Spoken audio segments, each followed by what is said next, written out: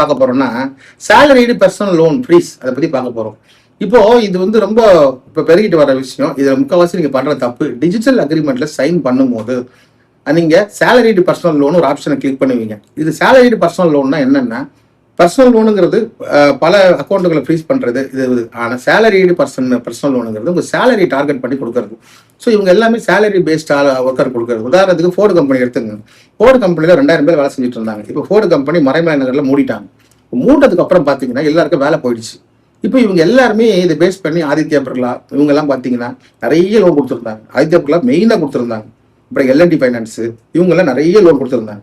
இப்போ என்ன ஆச்சுன்னா இந்த லோன் எல்லாம் உங்களால் கட்ட முடியல. ஏன்னா அங்கெல்லாம் சேலரி 1.5 லட்சம் 2 லட்சம் வாங்கிட்டு இருந்தவங்க எல்லாம் அந்த சேலரி கிடைக்காது. ஸோ இப்போ வேற இடத்துல போய் வேலை செய்யறாங்க. இப்போ சேலரி அக்கௌண்ட்டை மாற்றிக்கிட்டு வேற இடத்துல வேலை செஞ்சாலும் கூட சேலரிடு ஃப்ரீஸ் அப்படின்றத வந்து ஈஸியாக அவங்களுக்கு பண்ணிடுறாங்க. அது காரணம் என்னன்னா, டிஜிட்டல் அக்ரிமெண்ட் சைன் பண்ணும்போது salaried personal loan account freeze அப்படின்னு வந்துருது. அப்புறம் பார்த்தீங்கன்னாக்கா டிஜிட்டல் அக்ரிமெண்ட் வந்து கிரெடிட் கார்டு பிஎல் ரெண்டுத்துக்குமே ஆர்பிட்ரேஷன் நடத்துறாங்க. இதுல கட்டத்திலேயே இவங்க சேலரியை ஃப்ரீஸ் பண்றதுக்கான ஆப்ஷன் இருக்கு. ஏன்னா அக்ரிமெண்ட்ல என்ன நீங்க சொல்லியிருக்கீங்களோ அதுதான் வந்து அந்த அக்ரிமெண்ட் வந்து லா ஆஃப் கான்ட்ராக்ட் பிரகாரம் வந்து ஒரு வேலிடான அக்ரிமெண்டா இருக்கணும். அந்த அக்ரிமெண்ட்ல வந்து செயல்படுத்த முடியாத காரணங்களை சொல்ல முடியாது. நீங்க என்ன பர்பஸுக்காக லோன் வாங்குறீங்க, அது பிசினஸ் லோனா, பர்சனல் லோனா, சேலரிடு பர்சனல் லோனா, அசட்ஸ் லோனா, இல்லை ப்ராப்பர்ட்டி அகேன்ஸ்ட் மார்க்கேஜ் லோனா, இப்படின்றது எல்லாமே மென்ஷன் ஆயிருக்கும். ஃபர்ஸ்ட் கிளாஸ்ல மென்ஷன் ஆயிருக்கிறதா உங்களுக்கு ஃபர்ஸ்ட் எக்ஸிக்யூஷன் நடக்கும். ஸோ அப்படி இருக்கும்போது இன்ட்ரி மாடர் ஒன்று கொடுப்பாங்க. இந்த இன்ட்ரி மாடர்னா என்னன்னா, இப்போ சேலரிடு பர்சனல் லோன் ஒரு பேங்க்ல வேலை செய்யறவங்க, தனியார் பேங்க்ல இல்லைன்னா ஒரு நிறுவனத்தில் வேலை செய்யறவங்க, ஒரு ஐடி ஃபீல்ட்ல வேலை செய்யறவங்க ஸ்கிப் ஆகி வந்துருவாங்க. இவங்க ஸ்கிப் ஆகி வந்ததுக்கப்புறம் இந்த லோன் வந்து டிஃபால்ட் ஸ்டேட்டஸ்க்கு போயிடும். ஏன்னா அவங்களால கட்ட முடியல, அடுத்த வேலை வர வரைக்கும் கட்ட முடியாது. டிஃபால்ட் ஸ்டேட்டஸ்க்கு வந்துச்சுனால சிவில் ஸ்கோர் குறைஞ்சிடும், லோன் ஃபர்தரா வாங்க முடியாது.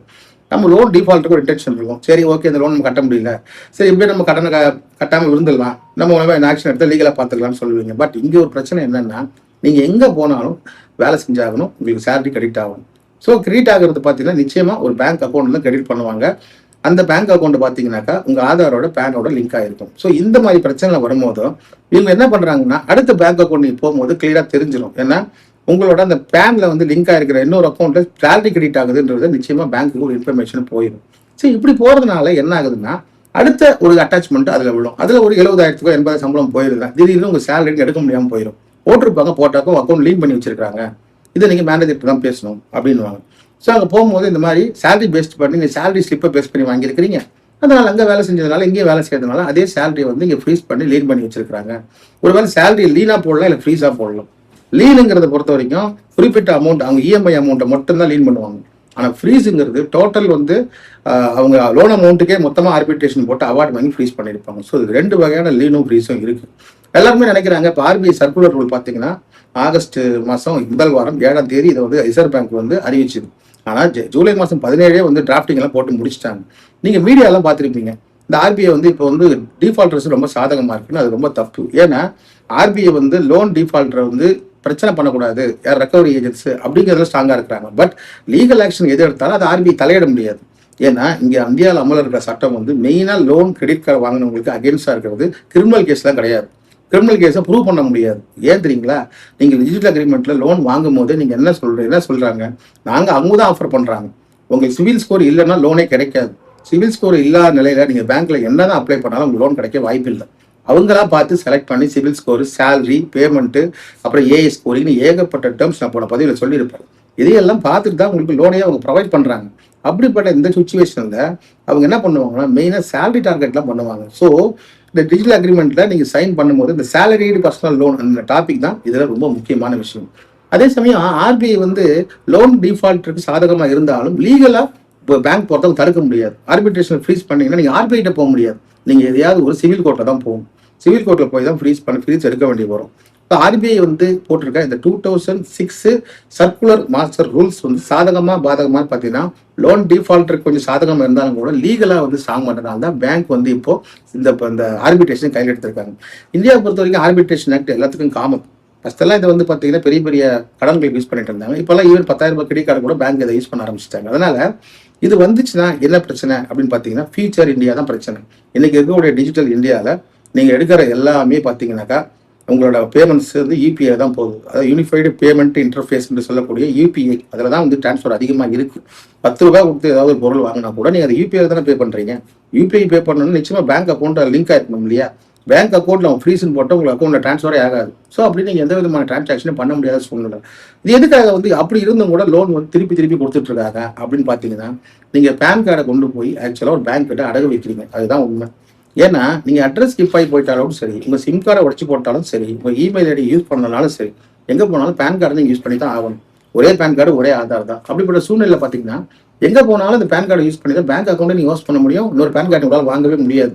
ஒருத்தருக்கு ஒரு ஐடென்டிட்டி தான் இருக்குது. அப்படின்ற பட்சத்தில் நீங்கள் சேலரி எங்கே போனாலும் சேலரி வாங்கி தான் ஆகணும். அதுவும் கண்டிப்பாக டிஜிட்டல் கரன்சியாக தான் இருக்கணும். அப்படின்ற சூழ்நிலையில் ஃபியூச்சர் வந்து ஒரு டார்க்காக போயிடும். அதனால இது மாதிரி டிஜிட்டல் அக்ரிமெண்ட்டில் இனிமேல் சைன் பண்ணும்போது நீங்கள் அந்த மாதிரி வந்து அதிகமான கிளாஸ் இருக்கிறது, ஹைடன் சார்ஜஸ் இதெல்லாம் பார்த்துட்டு தான் சைன் பண்ணணும். இனி வாங்க போகிறவங்களுக்கு இந்த மாதிரி. ஆனால் வாங்கி இருக்கிறவங்களுக்கு என்ன பண்ணணும்னா, உங்களுக்கு உண்டான அந்த அக்ரிமெண்ட்டில் என்னென்ன கிளாஸ் வந்து உங்களுக்கு பாதகமாக இருக்குது அப்படின்றத பார்க்கணும். அதே சமயம் இந்த ரெக்கவரி ஏஜென்ட்ஸை தடுத்துட்டா மட்டும் வந்து இந்த லோன்லேருந்து விடுபட முடியாது. அவங்க என்ன பண்ணுறாங்கன்னா ஃபியூச்சர் தான் டார்கெட் பண்ணுறாங்க. இப்போ இருக்கிற பேங்க் வந்து ரெக்கவரி சிஸ்டத்துக்கு உண்டான ஃபண்ட்ஸை கம்மி பண்ணிட்டாங்க. ஏன்னா ரெக்கவரி ஏஜென்ட் இனி போனால் போலீஸ் கேஸ் அது இதுன்னு வரும். பேங்க் விலகிட்டா கூட நிறைய பேர் வந்து பாதிக்கப்படுவாங்கன்றதுனால ரெக்கவரி ப்ராசஸை கம்மி பண்ணி லீகலுக்கு அதிகமாக முக்கியத்துவம் கொடுக்குறாங்க. இதில் நிறைய வந்து ஆர்பிட்ரேஷனை ஒழுங்காக எடுத்தாங்கன்னா நிச்சயமாக பேங்கால ஜெயிக்க முடியாது. ஏன்னு கேட்டுக்கிட்டிங்கன்னா, ஒருத்தரோட சேலரி வந்து எவ்வளோ வாங்குறாரு, அதை வாங்கும்போது அடுத்த பேமெண்ட்ஸ் எல்லாம் கட்டிக்கிட்டு இருக்காரு. அப்படி இருக்கும்போது ஒரு 1 லட்ச ரூபாய் சம்பளம் வாங்குறவருக்கு ஒரு 1.5 லட்சம் அவளை கட்ட முடியாது. ஏன்னா இல்லாத ஒன்றை உருவாக்க முடியாது. இதைத்தான் நான் அடிக்கடி சொல்லிக்கிட்டு இருப்பேன். அதனால இவங்க அந்த பேமெண்ட்டை கொடுக்க முடியாத காரணத்தினால இது வந்து நேச்சுரல் ஆஃப் ஜஸ்டிஸ்க்கு எதிரானது அப்படின்னு நாங்கள் ஒரு ஆர்குமெண்ட்டை வைக்க முடியும். ஸோ பேங்க் ஃபர்தராக வந்து அவன் இன்ட்ரீம் ஆர்டரும் போட முடியாது, ஃபைனல் ஆர்டரும் போட முடியாது. ஆனால் முக்கியமாக பெரிய பெரிய கம்பெனிகளில் இந்த ஃபைனல் ஆர்டர் இன்ட்ரீம் ஆர்டர் போட்டிருக்கும். அதுக்கு செப்பரேட் கிளாஸ் இருக்கும். ஆனால் பர்சனலை பொறுத்த வரைக்கும் ஈடிச்சங்காப்பி மாதிரி எல்லா பேங்க்குமே ஒரே கிளாஸ் தான் வச்சுருப்பாங்க. இப்போது இந்த ஃபியூச்சரில் வந்து உங்கள் அக்கௌண்ட் ஃப்ரீஸ் ஆகிறதுக்கு இது மெயின் காரணமாக இருக்கும்.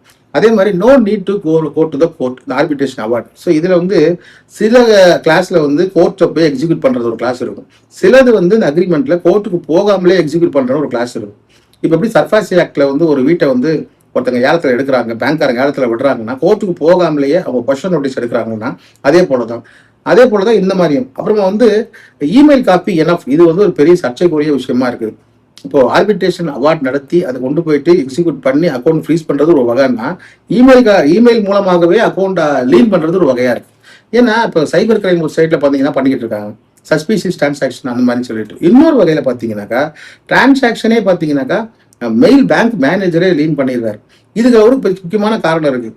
லோன் டிஃபால்ட்டை பொறுத்த வரைக்கும் ஒரு அக்கௌண்ட்டை லீன் பண்ணிட்டா அதை எதிர்த்து அவ்வளோ கேள்வி கேட்கறது இல்லை.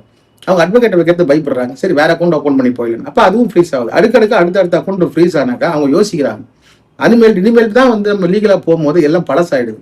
ஒரு ஆர்பிட்ரேஷன் அவார்டு போட்டோ இல்லை இமெயில் மூலமாகவோ உங்கள் அக்கௌண்ட்டை ஃப்ரீஸ் பண்ணால் இம்மீடியட்டாக நீங்கள் அதுக்கு ஆக்ஷன் எடுத்தால் மட்டும்தான் ரெட்ரீவ் ஆக உங்களுக்கு திருப்பி அந்த அக்கௌண்ட் கிடைக்கிறதுக்கான வாய்ப்பு இருக்குது. ஆனால் கொஞ்சம் நாள் ஆயிடுச்சுன்னா அது ரொம்ப ரொம்ப கஷ்டமாக போயிடும். ஏன்னா அடுத்தடுத்து மேனேஜர் மாறும்போது இந்த ஃப்ரீஸ்லேயே தான் இருந்துகிட்டு இருக்கும். அது அவ்வளோ சீக்கிரம் வந்து ஃப்ரீஸ் எடுக்க முடியாது. சில பேர் டிரான்சாக்ஷன் அதிகமாக காட்டியிருப்பாங்க, அப்படி ஃப்ரீஸ் பண்ணி தான் எடுத்துடலாம். உதாரணத்துக்கு ஒரு வருஷத்துக்கு 8 லட்ச ரூபாய் தான் நேஷனலைஸ்ட் பேங்க்ல அலௌட், எஸ்பிஐ அக்கௌண்ட்ல, சேவிங்ஸ் அக்கௌண்ட்ல.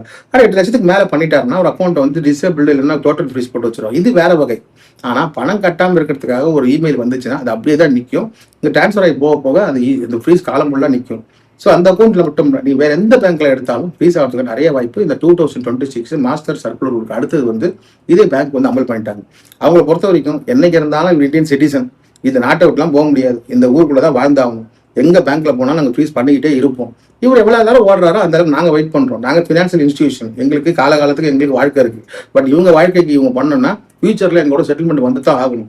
இல்லைன்னா அவரோட சேலரியை வாங்க முடியாத அந்த கண்டிஷனோட தான் இப்போது இந்த சேலரிடு பர்சனல் லோனும் இல்லீகல் ஆர்பிட்ரேஷன் ஃபீஸும் இப்போ முழு மூச்சா பேங்க் இறங்கியிருக்காங்க. இந்த தகவலாம் எங்களுக்கு அடிக்கடி அப்டேட் வந்துட்டு இருக்கிறது மக்களுக்கு சொல்லிட்டு இருக்கோம். ஸோ ஆர்பிட்ரேஷன் அப்படின்ற ப்ராசஸ் தான் என்னைக்கு முக்கியம். கிரிமினல் கேஸே விட்டுருங்க. கிரிமினல் கேஸ் போட்டால் அதுக்கு பேங்க் ஜெயிக்காது. ஒரு சம்மனு கோர்ட்லேருந்து வந்தால் கூட அதிகமாக வந்து பேனிக் ஆக வேண்டிய அவசியம் இல்லை. ஒரு ஆர்பிட்ரேஷன், கான்சிலேஷன், லோக் அதாலத் இதெல்லாம் வந்ததுன்னா தான் நிச்சயமாக நீங்கள் என்ன பண்ணலாங்கிறது யோசிக்கணும். இதை யோசிச்சாதான் ஃபியூச்சர் உங்களுக்கு வளமாக இருக்குன்னு சொல்லி முடிச்சுக்கிறேன். மேற்கொண்டு நம்மளோட பல இன்ஸ்டாகிராம், யூடியூப், அதே போல் லிங்க் எல்லாம் கீழே கொடுத்துருக்கேன். அந்த லிங்கை பார்த்துக்கேன். ஃபேஸ்புக், இன்ஸ்டாகிராமில் நம்ம போடக்கூடிய இந்த குறுஞ்செய்திகள், சின்ன சின்ன விஷயங்கள் உங்களுக்கு பயனுள்ளதாக இருக்கும்னு நினைக்கிறேன். அதையும் நீங்கள் சப்ஸ்கிரைப் பண்ணி ஃபாலோ பண்ணி இப்படி கேட்டுக்கிறேன். ஏதாவது உங்களுக்கு சட்ட சிக்கல்கள், சந்தேகம் ஏற்பட்டால் இது டிஸ்கிரிப்ஷன் கொடுத்துருக்கக்கூடிய வாட்ஸ்அப் நம்பர்களுக்கு உங்களோட மெசேஜ் அனுப்புங்க. ரெக்கவரி ஏஜென்ட் பிரச்சனை ஏதாவது பண்ணாங்கன்னா அவங்க பண்ணுறத ஒரு வீடியோவை எடுங்க. அது உங்களுக்கு ஃபியூச்சரில் சேஃப்டியாக இருக்குன்னு சொல்லி முடிச்சுக்கிறேன். நன்றி.